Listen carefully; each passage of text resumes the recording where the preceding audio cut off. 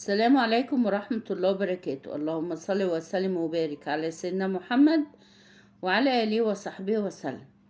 هعمل معاكم النهاردة مكرونة محمرة بالخضار، أكلة جميلة ومغذية للأطفال اللي كمان مش بيحب ياكلوا الخضروات. ممكن تحطها لها مع المكرونة كده. حتى حلة على النار، حطيت فيها معلقة كبيرة سمنة وشوية زيت، وحطيت نص كيلو مكرونة، او حطي المكرونة اللي انت عايزاها حسب الرغبة يعني.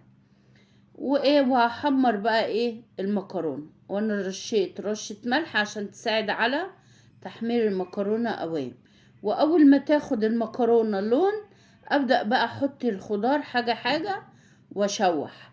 انا حطيت بصلة مبشورة، هشوحها شوية مع المكرونة. بعد كده احط بقى فلفل الالوان او فلفل رومي لو مفيش فلفل الوان، برضو اديله تشويح. بس طبعا الفلفل الالوان فيه قيمة غذائية عالية قوي. وبعدين حطيت طماطم مكعبات، مقطعة مكعبات صغيرة، برضو هشوحها شوية. ولو في جزر بشوري جزرة وحطيها. انا ما كانش عندي جزر، لو كان عندي كنت بشرت جزرة.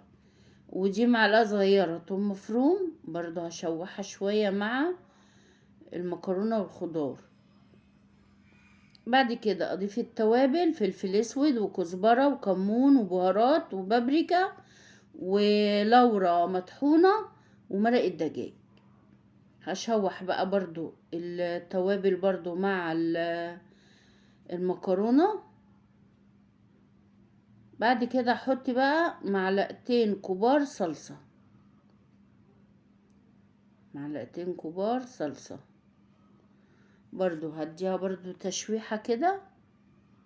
طبعا التشويحة دي بتطلع طعم وريحة الحاجة اللي انا بحطها.